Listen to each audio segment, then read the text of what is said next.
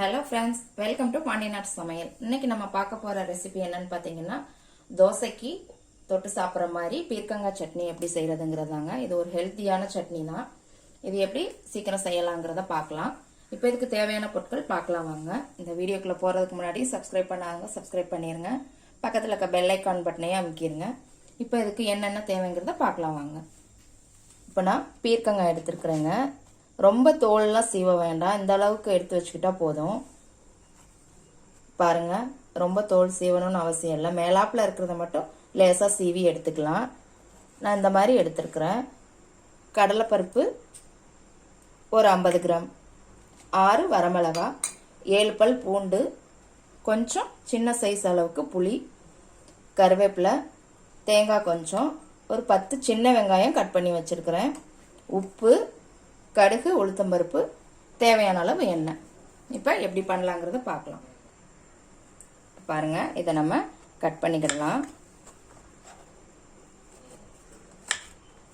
இந்த மாதிரி குட்டி குட்டியாக கட் பண்ணிக்கோங்க, வதங்குறதுக்கு ஈஸியாக இருக்கும். இதே மாதிரி கட் பண்ணிக்கோங்க.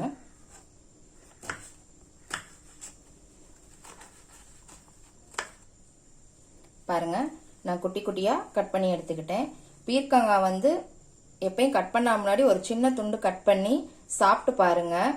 அது ஒவ்வொரு பீர்க்கங்காய் கசப்பாக இருக்கும். அதை நீங்கள் யூஸ் பண்ணிட்டீங்க அப்படின்னா சட்னியே வேஸ்ட்டாக போயிடும். யாரும் சாப்பிட முடியாது பிறகு கசப்பாக இருந்ததுன்னா.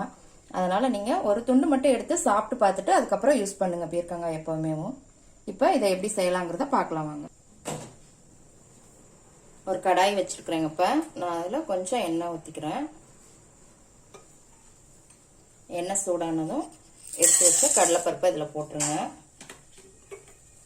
லேசாக வறுத்துக்கோங்க.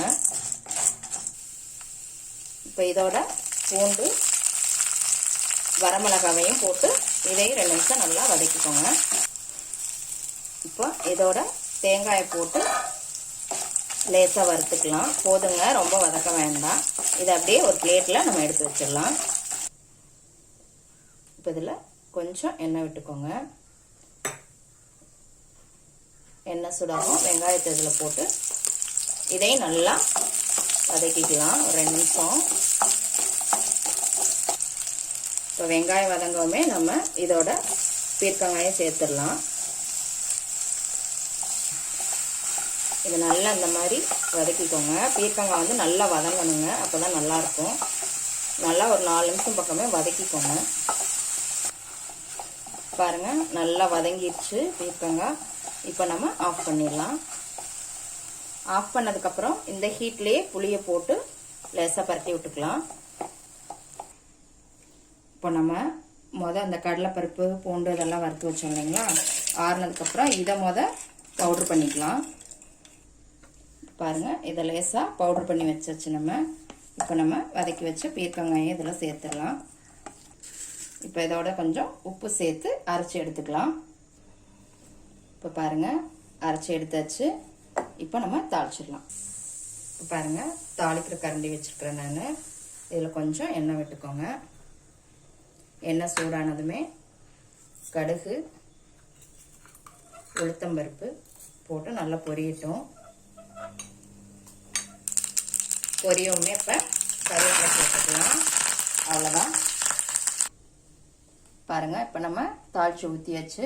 பீர்க்கங்காய் சட்னி ரெடி ஆயிடுச்சுங்க. சூப்பராக வந்திருக்கு. எப்படி இருக்குன்னு செஞ்சு பாருங்கள். கண்டிப்பாக பிடிக்கும் உங்களுக்கு. செஞ்சு பார்த்துட்டு கமெண்ட்டில் போடுங்க. லைக் பண்ணுங்கள், ஷேர் பண்ணுங்கள், சப்ஸ்கிரைப் பண்ணுங்கள். கூடவே பெல் ஐக்கான் பட்டனையும் அமுக்குங்க. நாளைக்கு மறுபடியும் வேற ஒரு ரெசிபியோட சந்திக்கலாம் ஃப்ரெண்ட்ஸ். அன்போடு சமைத்து ஆனந்தமாய் உண்டு இன்பமாய் வாழுங்கள். வாழ்க வளமுடன்.